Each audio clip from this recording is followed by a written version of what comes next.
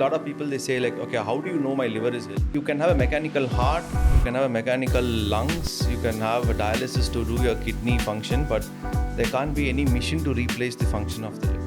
Compared to your usual life or death situations where you're literally saving people at the level that only a liver transplant surgeon can do. The only thing I say is don't drink before you go for a LFT test. Workouts, do they matter? Do heavy workouts matter? Yes, it matters.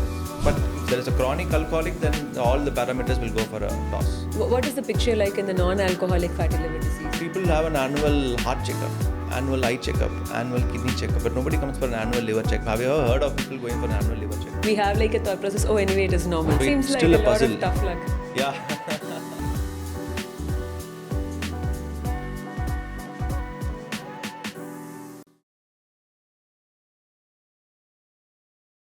We are exploring the exposome effect, which is basically the effect that our exposures, right from the time that we enter our mother's womb, all the way up to our death, those exposures that shape our life, our performance, and the way in which our genetics helps us do better or do worse.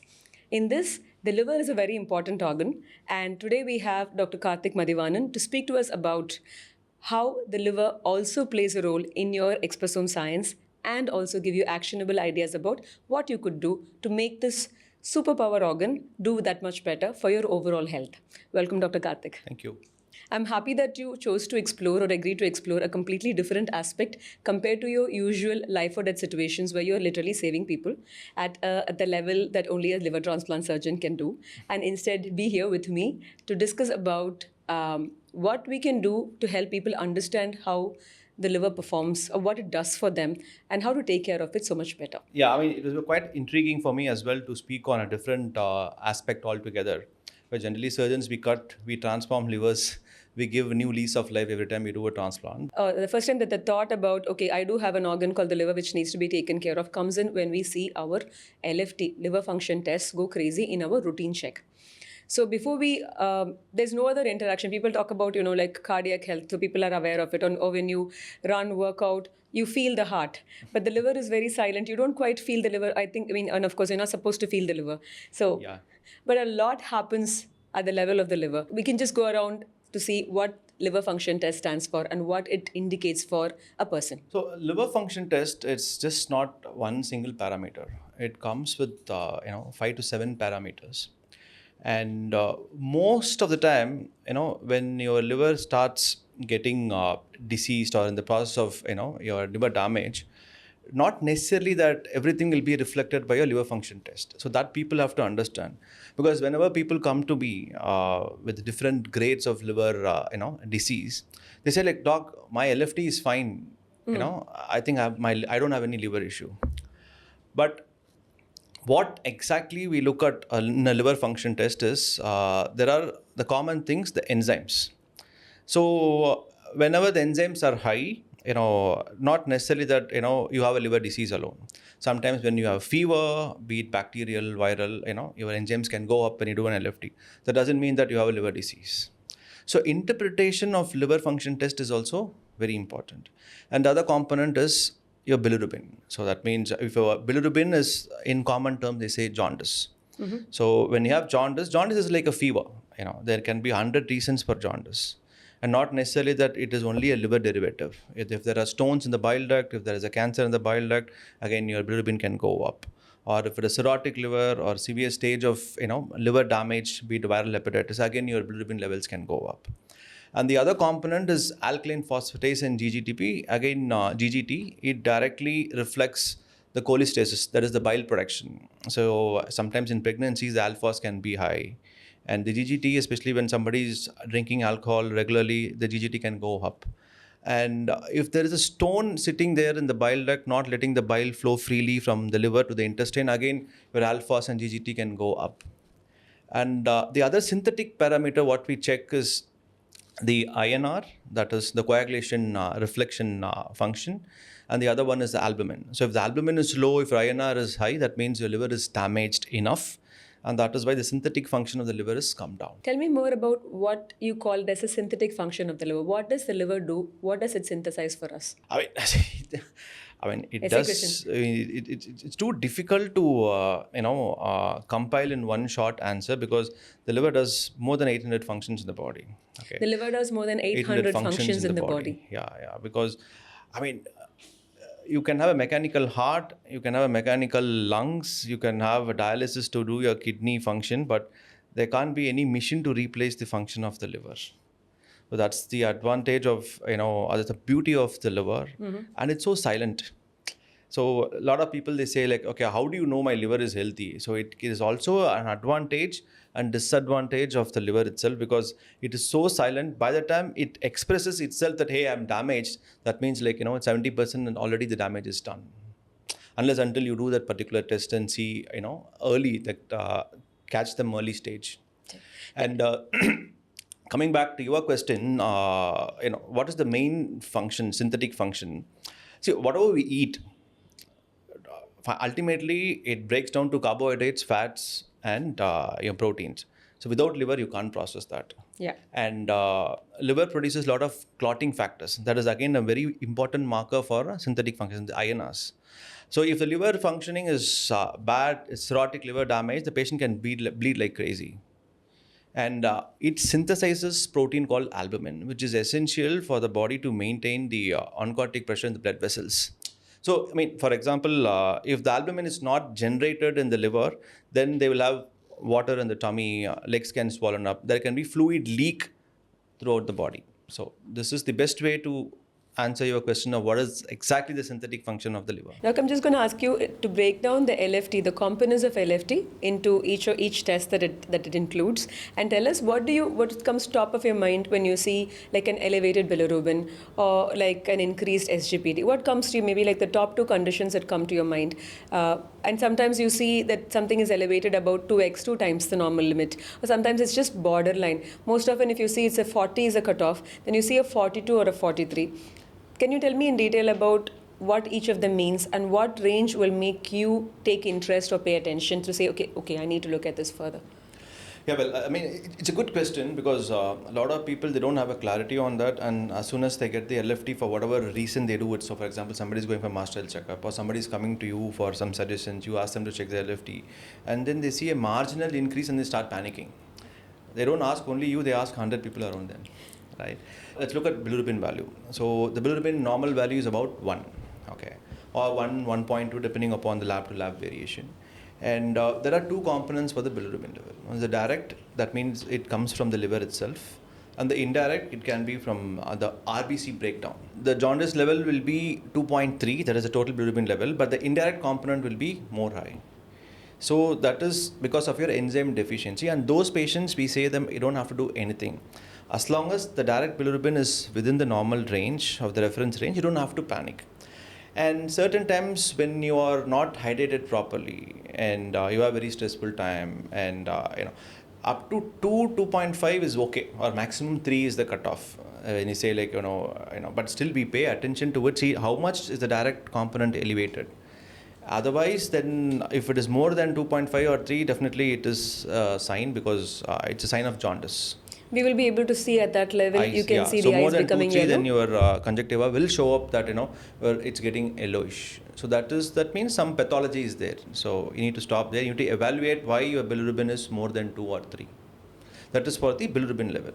As far as enzymes, it can be, if you check in the morning, it can be 40s. If you check in the late night, it can be in 45 or 50. So we don't have to panic. Why is that so?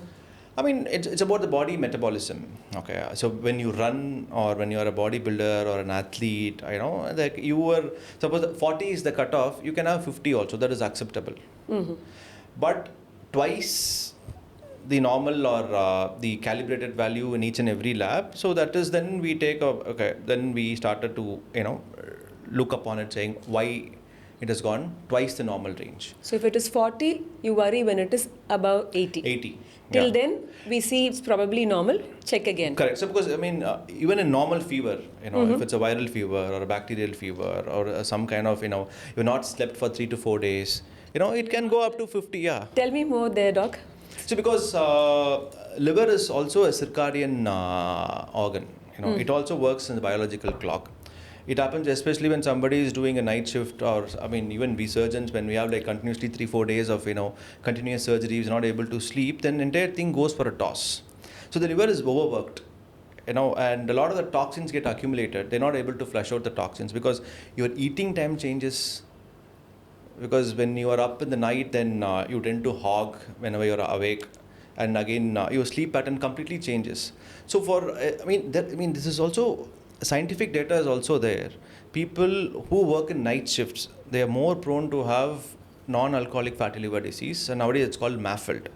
So there are 2-3 publications on people who work in night shifts, and they seem to have fatty liver. So this is why we ask questions carefully. So how is your work pattern? How stressful is your life? And what kind of a work you do? So all these things comes to matter for Yeah, us. they help you interpret the test in the context of who the individual is, Exactly. than just apply the lab test, which is what we see first. Exactly. We immediately apply it and then see, okay, something must be wrong with us. Quick question there. Would you say that there is a particular way to go in for your LFT to be done? For example, we say fasting sugar, but LFT we do take it at any different time unless you're doing one full set of tests, then LFT also goes in fasting. But otherwise, is there a way that you can prepare for LFT? I know people prepare for lipids. But is there a way you can you or I influence our LFT? No, generally it's not necessary. So only thing I say is don't drink before you go for LFT test. How will it impact? Yeah, because your enzymes will be high, again your GGT will be high, so it will be flawed. I mean, especially where you can't have. Okay, I had a very busy Saturday weekend. I was binging. Can I do a L50 test on a Monday? I said like no, definitely not. I need at least 1 week of alcohol-free period. Otherwise, like lipids or a thyroid, we don't even generally say it needs fasting. So even thyroid people have moved away from fasting to being done at random. So for liver, any time is fine. So we are not very particular about the timing of the test. Maybe if you had a fever or if you are unwell, workouts, do they matter? Do heavy workouts matter? Yes, it matters. So heavy workouts, fever and all these things, like I said, your enzyme activity will be high. The only thing, after a heavy workout, your enzymes can be little marginally high. So like from 40s, it can go to 60s or 70s. Again, I don't have to, pay more attention to that. I can just say, that's why your history comes important here. So then I say like, no, I work out like, last 1 week I was doing intense workout than my usual thing. Then it's okay. It's understood naturally that your liver also has overworked, and that's why your enzymes have gone up a little bit. When do these numbers go down typically? 3 to 4 days is what we say. 72 hours at least, then it comes down. Do you always recommend that they repeat it after? Definitely. Because we don't have to neglect that, right? We assume that probably because of a workout it has gone up, and what after 3 days it has doubled. Sometimes it can be a subtle viral infection also, Right. without fever or anything else. So we don't want to miss out things. So we always follow it up, and then we say come back after 3 days, 5 days, 1 week. But definitely do repeat the test and make sure the trend is downward. We've always read that the GGT is invariably related to alcohol. Yeah. Is it true? Definitely 100%. So that's when we find out that this person has actually had alcohol. Not so in non-alcoholic fatty liver disease, the GGT may or may not be elevated, or is it very different? It's a plus or minus. Okay. So not necessarily that in non-alcoholic fatty liver GGT has to be definitely high, but GGT is a good marker of your liver function, overall well-being. So if GGT is low, then we say okay, fine, the liver function is reasonably good. But for some alcoholic patients, we can easily find out. So if you binge on alcohol today and tomorrow if you take an LFT, your GGT will be high. Only your GGT will be high. Everything That else means, will be that means you have recently taken an alcohol. But if there is a chronic alcoholic, then all the parameters will go for a toss. What is the picture like in the non-alcoholic fatty liver disease? Is it something that you see as a continuum? Is it progressive? Is it something that you are picking up more often? Yeah, see, now non-alcoholic fatty liver disease, now the nomenclature has changed. So we address this MAFLD. It's a metabolic, fatty liver disease. It's no more called NAFLD. It's called MAFLD and MASH. And it is an emerging public health problem, not only in our country, worldwide. And from my perspective, I say, patients with MAFLD liver cirrhosis who going for a transplant are more complicated. They can have more complications when compared to alcoholic or any other patient. So whenever we have non-alcoholic fatty liver patient, we are more cautious in preparing them for surgery and outcome. Why the nomenclature changed is because it's not a only factor like alcohol or somebody, because it has become multifactorial. That's what we're trying to say.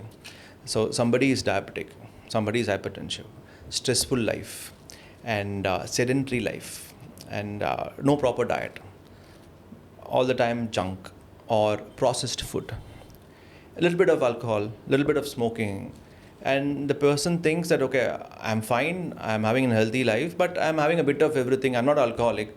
So that means, it doesn't mean that it protects your liver, and it will overtake the alcoholic liver disease in the coming years, not only in our country, worldwide. Be it developed or developing country, the MAFLD is an emerging public health problem. It will overtake alcoholic liver disease in the coming years. And because of the number of factors involved, the kind of awareness and the kind of lifestyle changes that we've got to do will also be very critical to manage this. Yes. So why it is? Because the fat cells or the fatty liver, I know the fat. Why you get fatty liver is because you have excess calories, and all your excess calories sits in the liver, and they don't sit quietly. They will start an inflammation process. They trigger inflammation, and then there is an insulin resistance which happens because of your poor lifestyle, poor sedentary lifestyle, and both put together, it will increase the fatty content in the each and every cell of the liver, and then they go for fibrosis, and fibrosis to cirrhotic stage. But if we are able to catch them at a fatty liver stage, 100% it can be reversed. So there is a lot that we can do. Because otherwise people don't check liver, no? I mean, people have an annual heart checkup, annual eye checkup, annual kidney checkup, but nobody comes for an annual liver check. Have you ever heard of people going for an annual liver check? Luckily, the LFT is among the most common tests performed all over and finds its way into literally every master health checkup. So then we have like a thought process, oh, anyway, it is normal. Exactly. We don't, and I think unless we really go looking for factors, the understanding that there is a increase in terms of lifestyle related risk factors, we are not really focusing on that. We're not bothered. Because like you said, you are aware, because LFT sometimes it can be a useless test. Yeah. I know, but what we recommend is we want to screen all patients for fatty liver, because we have to catch them at a stage where it is 100% reversible without major medical support. What happens in fibrosis? What happens in cirrhosis? What exactly happens to the liver cell? See, even in, to begin with, there are 4 stages of fatty liver. We say grade 1, grade 2, grade 3 and grade 4, depending upon the percentage of fat accumulation in the liver, which is only, which is it's a rough assessment. There are different tools for assessing it. I mean, it starts with the simple ultrasound. We can go to a fibroscan, and there is a MR quantification with elastography, or the gold standard is biopsy, which is invasive. So people tend to defer doing biopsy unless until it's totally warranted. So if it's only less than 5 or 10% fat, it's grade 1, or if it is more than 40-50%, we say it is grade 4 fat. So up till grade 4 fat is 100% reversible. So fatty liver means, I mean, every hepatocyte cells will be replaced by fat cells. Okay, so the fat goes and occupies the liver cells, so at the microscopic level. So what happens, whenever there is a fat in the cell, it triggers inflammation. And once it triggers inflammation, then the cells will start shrinking. It will lose its elasticity, and then it goes to a stage called fibrosis. And because the liver is usually very soft and sponge-like. Even in fibrosis, there are 4 stages. Up to stage 2, it can be 100% reversed as well. So even we have medications to reverse fibrosis 1 and fibrosis grade 2. 3rd and 4 is a gray area, and it may or may not be reversed with medications. But when it goes to the 3rd stage of cirrhosis, then I know it's no turning back. It's a permanent damage. And what would we see in terms of the LFT when we have a fatty liver? Fatty liver, if it's only a silent fatty liver, so then the LFTs will be absolutely normal. But this fatty liver starts its inflammatory process, then your enzymes will be high. Your alkaline phosphatase and GGG can be marginally high. And but your AST and ALT will definitely go high. Then we call that condition as steatohepatitis. Hepatitis is inflammation. Steato is fat causing the inflammation, steatohepatitis. So it can be alcoholic steatohepatitis, can be non-alcoholic fatty liver disease as well, like MAFLD or NAFLD, what we're talking about. At what age should someone go in for an ultrasound from a point of view of looking for a fatty liver? See, I mean, again, I would never recommend an age cutoff like, okay, you are 40 years, you need to have a heart checkup, you are 50 years, you need to have a colonoscopy. For liver, it's not like that. So when you have multiple risk factors, say like I'm only 18, but I don't sleep well, I eat junk, my BMI is more than what it is, I have a tummy. So I mean, those are the guys who are at high risk. When you said risk factors, I was just going to think about as somebody with diabetes and hypertension and you went for lifestyle. Wasn't expecting that. So I will come back because a diabetic patient knows he's a patient, so he needs to check all his organs. Right. But the other group of people whom you're addressing is, I mean, this age group or whatever it is, they think they're fine. Tell us more about this typical 18-year-old that you just spoke about. Because these days we see a lot of young patients coming with severe fatty liver. Nowadays, they're all glued to their couches. Way of living your life has gone for a toss because your processed food, even if you go to any kind of a burger joint or a pizza joint, you order and your calorie will be like 1,500 to 2,000 calories. Just that one meal. One meal, one square meal. So that means instead of having 1,500 calories for the entire 24 hours in a day, you are just like having it in a meal. Dumping that much carbs into your bloodstream. And what have you done to burn that? Nothing. And then you go, you have a soda, you have a fizzy drink, another 500 calories. And that's to wash the earlier junk down. Yeah. So what happens to, where do you think all these extra calories go? They all go to the liver. When there's a lot of fat in the liver, there is inflammation happening. Your insulin resistance goes up, the more chance of having diabetes. So it's a vicious cycle.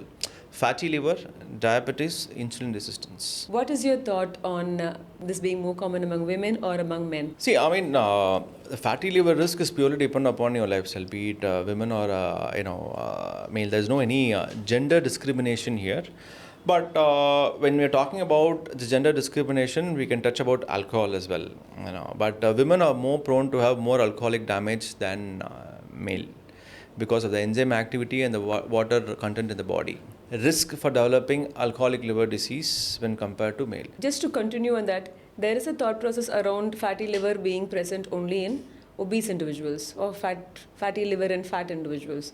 Is that something that you see, or you also commonly see it in people who are well within their BMI? So it's a very interesting point. Not many people will know. It's called lean NASH. So especially in Asian population, it's not anywhere else. So more than 20% of Asian population, thin individuals will have fatty liver. Somebody is the BMI of 18, 19 walking into my OPD saying, okay, he's a donor for my father or this thing. I said like, fine, it was very unlikely that this boy will have a fatty liver. When we started working him up, this guy had like 30-40% of fatty liver. So it's doesn't mean that, I am, so it's basically because of the visceral fat hiding inside. I don't have a tummy, my BMI is less, then why am I having this fatty liver? It's lifestyle dependent and it can be epigenetics as well. I'm happy you touched upon epigenetics because I wanted to ask you about, it's known now that we are more at risk for a number of metabolic conditions, metabolic diseases starting from diabetes, of course, to fatty liver, to insulin resistance also. How did we and where did we pick it up? I know that there is a potential connection from how our populations have consumed food in the past and what has transpired generationally. And then something sitting not on the DNA or in the DNA, but then as a switch to switch on and off the response of the genetic code. Tell me more about how this comes into play. The literature do talk about something called Bengal famine, and it happened in 1943, I think just before the independence era. So after that, people from that descendant areas, we still find that those people are, their genetics might be altered to have this NAFLD in their families. So during that starvation, because of different, demethylation which happens in the DNA, it could have been altered then because, your body was trying to cope with different, ways of protecting you from starvation, preventing you from death. So the descendants from their family, they're seeing a lot of alterations and a lot of fatty liver or NAFLD in their family has been reported because we have carefully, questioned these people also. So how is your lifestyle? But we couldn't find anything, out of How do they ordinarily? Yeah. And then when we do an MR, then it's like the visceral fat is more. Then we realize that probably it was hiding inside. They don't have their waist circumference is normal. The waist tip circumference is normal. The BMI is normal. They look very lean. They don't binge on alcohol. He also exercises every day, but still why? So Seems it's like still a a lot of puzzle. tough luck. Yeah. No, Passed but on from their ancestors. yeah, I don't but know. the interesting thing about this epigenetic, or what is called as a transgenerational epigenetics, because we Yes. were not meant to inherit these, but Correct. they came along not with the code, but like an additional modulation of the code. Apparently, well into like you said about the Bengal famine and many other similar incidents. I think over a period of time, the body has learned a way to survive by converting everything into storage. Whatever is available into storage for use later, because they did not know when this thing will end. Something like that. So then over a period of time, I think this that we have inherited has also become reinforced because of our lifestyle of being a 24/7 person, or not having enough sleep, not having the societal approval to take enough rest and relaxation, because we're supposed to be hardworking. We're Correct. supposed to never stop. I think all those are fairly hardwired. I think those are also epigenetic anxieties that have been passed on in a way that we process all threats as significant. And even now, when we have abundance of food, our body is still acting as if there is a threat. Stress has become part of it's become an integral part of today's generation. If you from a school kid to need not be a billionaire or a millionaire, even to an auto rickshaw wala or even a bus conductor. People in different walks of life, everybody is saying they are stressed out, because whenever you are stressed, your cortisol level goes up. Some people have stress eating habit. Some people have they binge on alcohol because of stress. Which is why I think everybody is looking at a quick detox. So these liver detoxes work. What happens in the name of liver detox? Yeah, honestly speaking, nothing happens in the names of detox. Liver is a detox of your body. Its main duty is to detox. And then they want to detox the liver Detox the itself. liver itself. We do give antioxidants. Naturally available antioxidants. A lot of Indian spices have this antioxidants. Examples could be? Your ginger, your garlic, your turmeric, your cinnamon, they're all rich in antioxidants. So if you have enough antioxidants in your diet, that itself will be enough to detox. You don't need an additional detox supplements unless you are going through a non-alcoholic fatty liver or a fatty liver steatohepatitis where you need additional. So what we give in our medicinal practices, we give vitamin E, we give omega-3. Again, what does it contain? It's an antioxidant. But again, sedentary lifestyle is also, it slows down your body metabolism. Tell us more. So if somebody is, even though he's saying I'm maintaining my weight, but I don't do any exercise. So I don't walk, I don't do any exercise. Again, that increases your insulin resistance. That increases your fat deposition in the liver. And between exercise and non-exercise movement, for example, we see somebody that's working out very hard at the gym, 90 minutes, and then the rest of the day they're mostly sedentary. How do you see that? Is it still acceptable? Because I think with most of us in jobs that tie us down to computers and laptops, there has to be some level of sitting in front of the screen. That again takes away indicates that you do not get any movement outside of the gym time. So how do we cope? People who go for an IT job or bankers or investment banking, they have to be glued to the system for 8 to 10 hours. That's their job. So I can't tell them, oh, don't sit there. But at least take small breaks. You can go for a walk. So that constant movement needs to be there for your body to energize itself. Or 90 minutes I'm doing the gym, so the rest of the time I have to, I don't do anything at all. It's bad. You need a balance in life. Everything is about moderation. Moderation is the key for each and everything. That's because I can't say I'm sitting for 12 hours, 6 hours I'm sleeping, another 70 minutes, 60 minutes I'm working out in the gym. Oh, I'll stay healthy. No. You need to have that constant movement because your joints needs to be constantly moved. Your flexibility needs to be improved. By doing so, your mitochondria is put to use. And the anti-inflammation in the body itself will repair it to a certain level. What would be good advice for people who are stuck to being seated all day in the name of work? So my advice for such people is you work for 45 minutes or 1 hour, 1.5 hours. So you set your clock accordingly. Just go for a small walk, do some stretches. Doc, you said that when caught or detected at a fairly early stage Yeah. and given the right kind of interventions, it is possible to reverse fatty liver. Yes. Can you give us a few examples that you saw which made you, which makes you say it's 100% reversible? So there was this gentleman who was about 50 years old. Okay, he's 50, 55, middle-aged man. And then he has been binging alcohol all his life. And then and he was weighing 110 kgs. So he was morbidly obese and very poor lifestyle, sedentary lifestyle. And then bad habits. I mean, binging alcohol more than twice or thrice a week. And then one fine day, suddenly he realized that he should get back to shape. So I don't know what hit him. So he did his liver fibroscan test, and then so we say it as CAP scoring. So normal CAP score is 200 to 220 or 230 is also normal. That means the fatty liver is it's hardly grade 1 fatty liver. So he came with 398 CAP scoring. So that means grade 4 fatty liver. Then I asked him like one question. So what do you want me to do? He said like, no, I want to get better. I will do whatever you say. And I know it's an Herculean task, but I want to do it, doctor. I'm a man of willpower. I really want to do it. Then I said like, I need 1 year time. I told him. So it's not a magic. I need 1 year time, and I need your commitment to quit alcohol, to stick to whatever diet plan we chalk out and give it to you. And you have to follow that religiously. And we will have you go through a modified exercise plan, because at 120 kgs we don't want you to run on a treadmill and get your bone and joints and everything wear and tear off. So we will have a structured way of getting it done. And then you won't believe me, 1 year, at the end of 1 year he lost 25 to 28 kgs. We did a fibroscan. He didn't touch alcohol at all. Now after 1 year, we periodically do all the checkups and everything. Finally, you won't believe his fat was reduced from 40-50% to 5%. His CAP scoring from 398, it came to 220.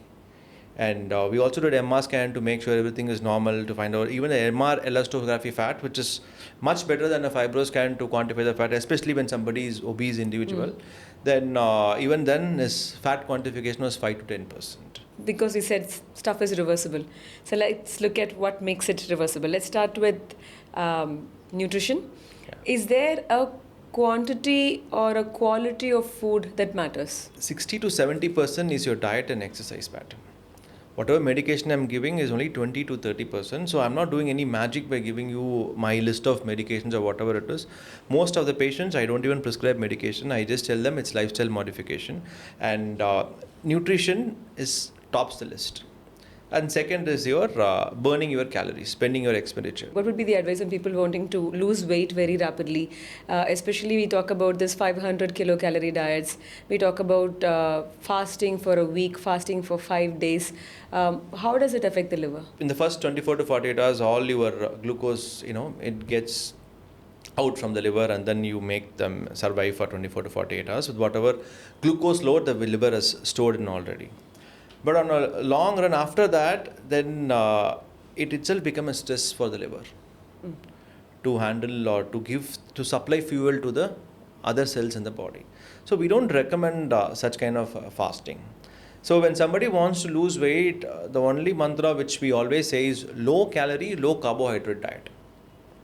Because we want the excess fat everywhere in the body to get mobilized. And it can't be done overnight or in 5 days of fasting, 6 days of fasting, whatever it is. It's not a healthy way.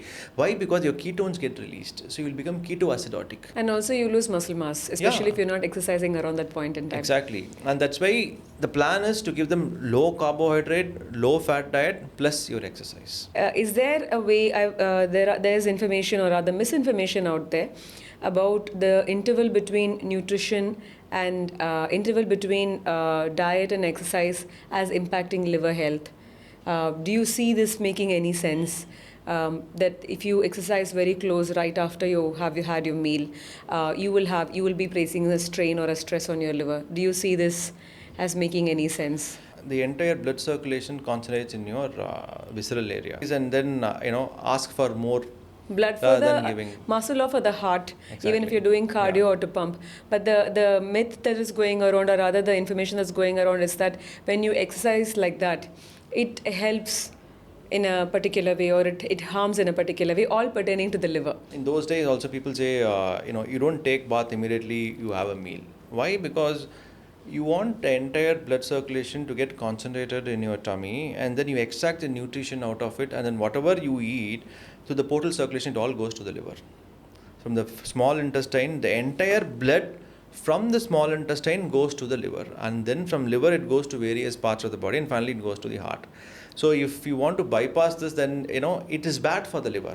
If the food doesn't get digested properly, whatever nutrition you're taking, it's not going through, it's bad for the liver and as well as for the entire organs in the body. So ideally, there needs to be, like, for all practical purposes and for an efficient workout, ideally there needs to be adequate gap between Rest. having a meal, Yes. and then going out to Let exercise. the meal get processed in your body. Around that, let's talk about supplements. For me, looking at protein supplements as a way of maintaining adequate protein intake, I'd say roughly about 1 gram per kilogram body weight, seems like a requirement for almost every active adult, especially those of us who are trying to build muscle mass and not end up with sarcopenia in old age. Now, looking at this, initially I used to get a lot more confused about what kind of protein, how to have it. But over a period of time, not just me but many others have figured it out. Now you see protein supplements a lot everywhere. Yeah. How do people make sense of it? Is it okay to take protein supplements off? Is it okay to take protein supplementation from a single source? Like, should we take only from pea protein? Should we take from a mixture of sources? Like, I always say it's complementarity is better. So take some brown rice protein, millet protein, whatever kind of protein. Take from diet, take from supplement, mishmash everything, and make sure that you get a very highly complementary source of proteins. But we also see that it's very difficult on a day-to-day basis for people to count and regulate this. When you work out and you're thinking in your mind, today 60 to 65 grams, I need to put that in. It's usually like repeatable, same kind of scoops, especially when you're talking about people who are doing 1.5 grams per kg body weight, which roughly comes up to 100 grams, which is a lot to get in diet. Does this much protein place a stress on the liver? To answer your question, yes. The more the protein intake, it is a stress on the liver. But if a liver is working fine, it can handle it, then it can take up. But if somebody's got a liver problem, because ultimately liver handles all the protein and finally your kidney filters it. But handling it is a liver department. If your liver function is suboptimal, then you can't have that amount of protein. And a mixed match is always better. Okay, you don't have to be completely dependent only on the commercial protein supplements. Plant-based, if you are a non-vegetarian, animal-based, you mix match it. And nobody purely recommends only the commercial products. And whenever you take commercial products, you need to be very cautious that it is an authentic one and make sure they don't contain steroids or any other thing. That's The what we additives. generally say. Yeah.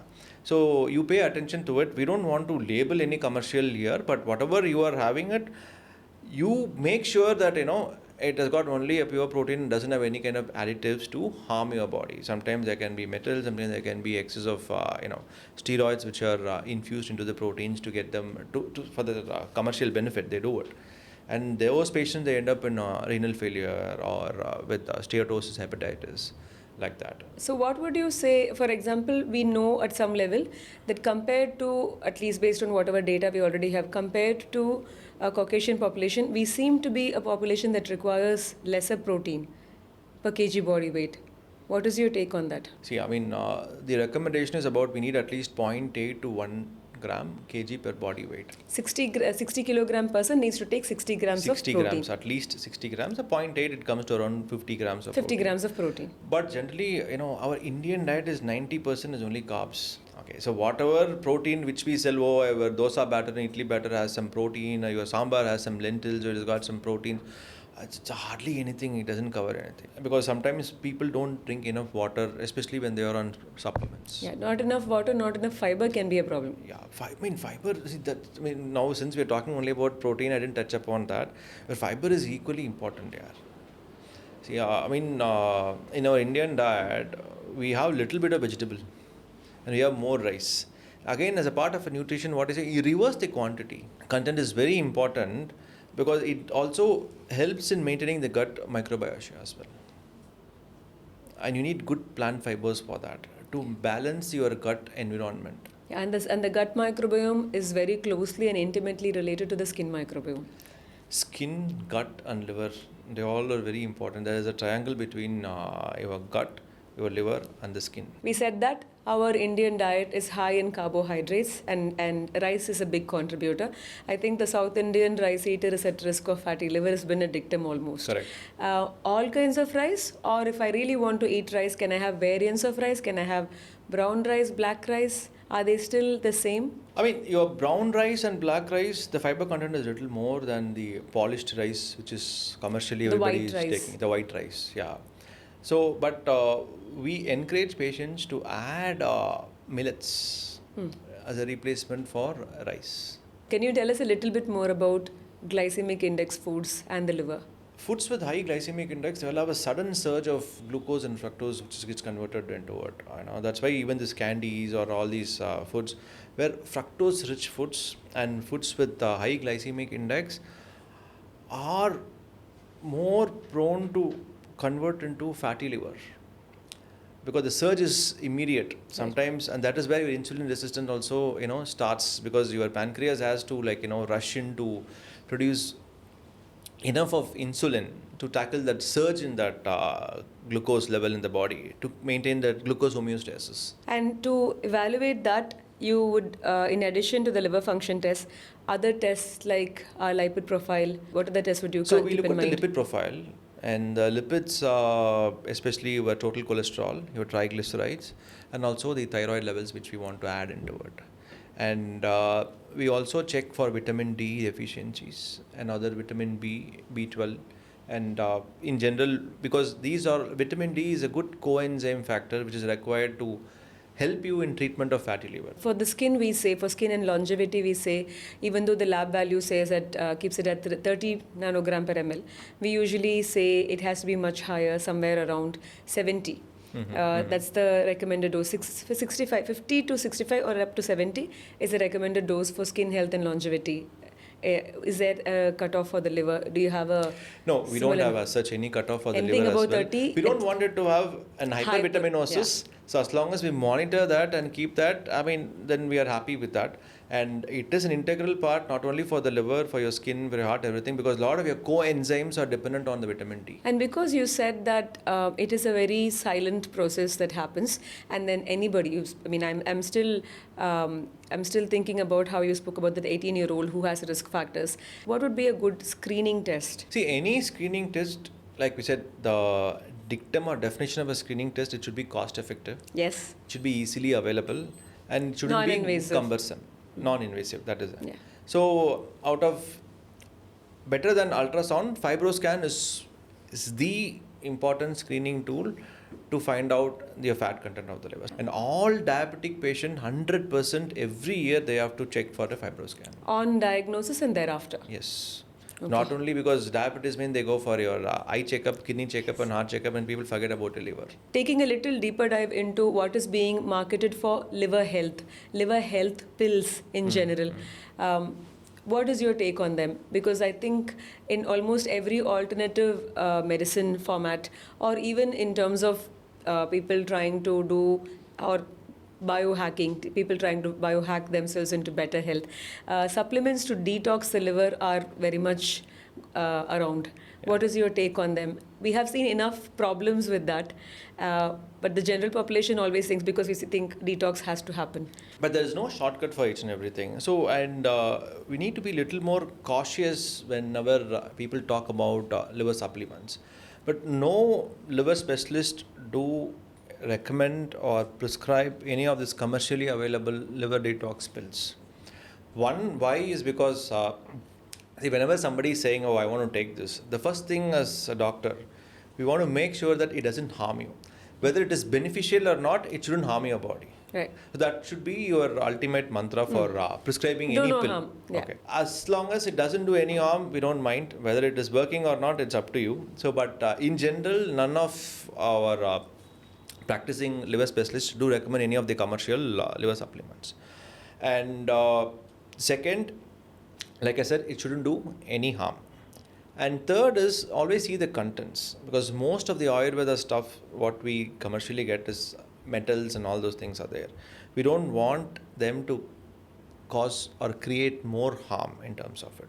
Many plant derived supplements, or what is considered herbal or natural, are currently marketed as helpful for the liver. And not all of them have any detailed studies on them or clinical trials or any data.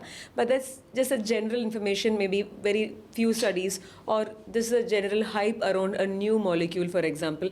Let me say the Silimarin extract, or what is called as the milk thistle extract. Then you also have certain berry extracts.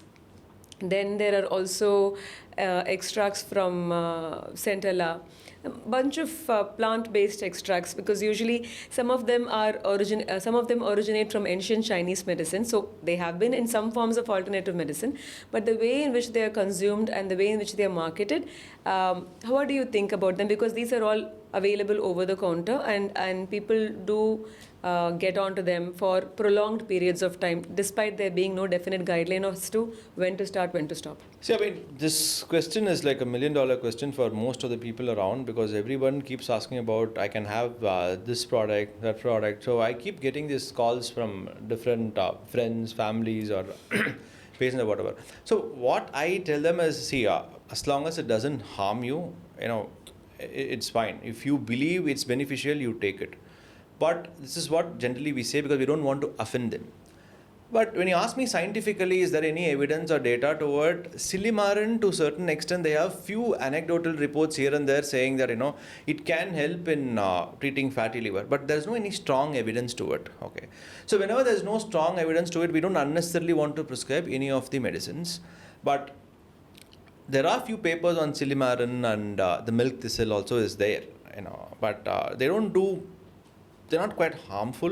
So if somebody wants to take it, we do take it. But a lot of even allopathic medicine, they have included Silimarin as a part of liver We use Silimarin in sunscreens because it actually boosts the UV protection factor quite a bit. Even a lot of But topically.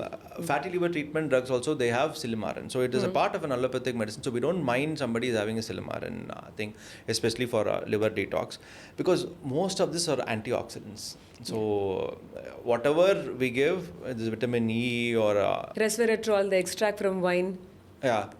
So we generally say, okay, proanthocyanidins, then phenolic compounds, these are all beneficial. But the thing is that there isn't a start-stop for these, for many of them, where they don't have data. But what is being happening, at least in a positive way, is that many of these molecules are coming into research base, primarily by way of randomized control trials. So I think there will be more data on us to say, okay, this is safe and this is not Correct. safe. But right now, just to say, like you said, do no harm, like now to say that XYZ is safe, indefinite use, or take this and things will become so much better, needs a little bit more regulation as we see it today. Yeah, because we can't vouch for it. So as clinicians who believe in scientific data, we can't vouch saying that, okay, if you take this, you'll become all right. So like I said, the medicines is going to be only 20-30% a part of your thing, but 70% is your lifestyle and what you eat. Yeah. And how you live your life. It's very interesting that many people now consider supplements as a way of life, as part It of should the be the lifestyle. other way around. It's the other way around. So, but then it's important to note. Quickly about stress and sleep. Do you get to spend any time counseling your patients on sleep and stress, typically around either during the surgery or after, and how much does it contribute? Have you seen better responses post a transplant when somebody has been in top shape, including sleep? Not only post-transplant patients, so a lot of other patients with different liver disorders. I mean, whenever you ask them few questions about how your lifestyle is, how you're doing, then they will come up with each and every detailing, saying that, oh, I mean, it's extremely stressful. I mean, I do a lot of night shifts. I don't get a proper sleep. I sleep only for 2 hours or 3 hours. I wake up in the middle of the night. And good sleep and less stress. So I can't say anybody to be a stress-free life. So it is practically not possible, right? When even we have stress when dealing with surgical complications. So you have stress with your own patients, your setup and everything. So but managing stress should be an integral part of our lifestyle. I mean, for some people it can be yoga. For some people it can be meeting their friends, having a good laugh. So when you talk about sleep, I mean, at least 6 to 8 hours is minimum. And 6 or 8? I prefer to have 8. Okay. But some people who are used to 6 hours of sleep, so they are happy with the 6 hours of sleep. It should be an undisturbed sleep.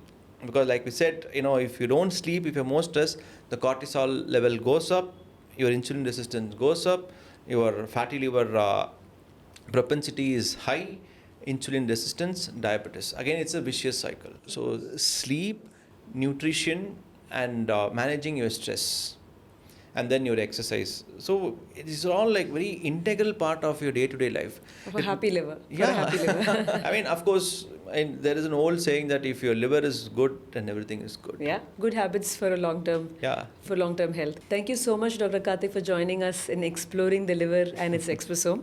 I'm sure that there are lots of interesting questions that people had that were answered in this conversation. I guess so. Of course it was. So there are any more questions around this? It's a great topic, so do put them down in the comments. And I'll see you soon, and you take care.